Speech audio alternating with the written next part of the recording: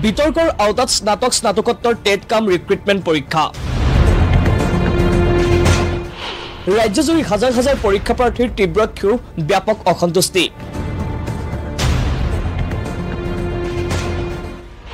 29 ডিসেম্বৰত পৰীক্ষাৰ বিপৰীতে 4 ডিসেম্বৰত পাঠ্যক্ৰম সলনি শিক্ষা বিভাগৰ 5 ডিসেম্বৰত ৰাজ্যৰ শিক্ষা বিভাগে স্নাতকোত্তৰ টেট কাম ৰিক্ৰুটমেণ্ট পৰীক্ষাৰ বাবে জাৰি কৰিলে জাননী পৰীক্ষাৰ জাননী জাৰিৰ পিছতে ৰাজ্যজুৰি এতিয়া হাজাৰ হাজাৰ পৰীক্ষাৰ্থীৰ মাজত লাগিছে হাহাকাৰ এবছৰৰ পূৰ্বে শিক্ষা বিভাগে প্ৰকাশ কৰিছিল টেট কাম ৰিক্ৰুটমেণ্টৰ পাঠ্যক্ৰম টেট কাম ৰিক্ৰুটমেণ্ট পৰীক্ষাৰ জাননীৰ এদিন পূৰ্বে সলনি হ'ল পাঠ্যক্ৰমত শিক্ষা বিভাগে গণিত বিষয় অন্তৰ্ভুক্ত কৰাত হাহাকাৰ লাগিছে শিক্ষাৰ্থীৰ 4 ডিসেম্বৰত শিক্ষা বিভাগে গণিত বিষয় অন্তৰ্ভুক্ত কৰাত বিপাঙত পৰিছে এতিয়া পৰীক্ষাৰ্থী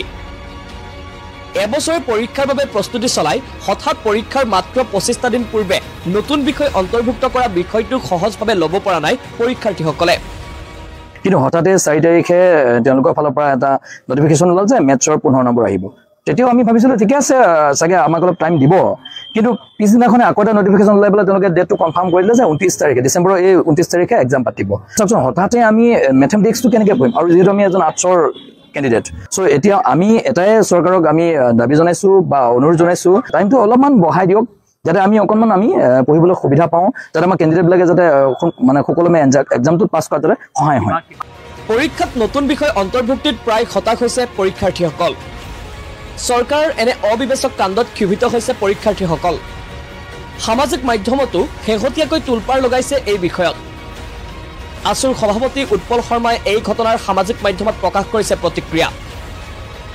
চৰকাৰৰ এয়া অবিবেচকী সিদ্ধান্ত চূড়ান্ত শৈক্ষিক অন্যায় আখ্যা আসুৰ মুখ্যমন্ত্ৰী হিমন্ত বিশ্ব শৰ্মাৰ হস্তক্ষেপৰ দাবী আসুৰ সভাপতি উৎপল শৰ্মাৰ দীৰ্ঘ প্ৰস্তুতিৰ অন্তত পৰীক্ষাত নকৈ গণিত বিষয় অন্তৰ্ভুক্তিত সমগ্ৰ প্ৰস্তুতিত এতিয়া খেলিমেলি লগাইছে বুলি মন্তব্য একাংশ পৰীক্ষাৰ্থীৰ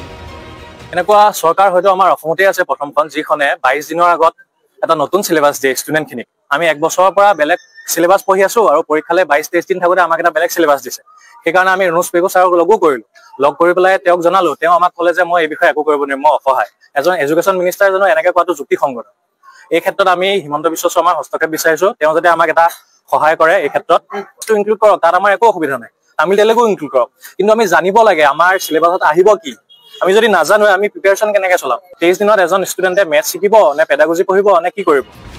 চৰকাৰ শিক্ষা বিভাগক বিষয়টো পুনৰ বিবেচনাৰ দাবী জনাইছে ৰাজ্যৰ হাজাৰ হাজাৰ স্নাতকোত্তৰ টেট কাম ৰিক্ৰুটমেণ্ট পৰীক্ষাৰ পৰীক্ষাৰ্থীয়ে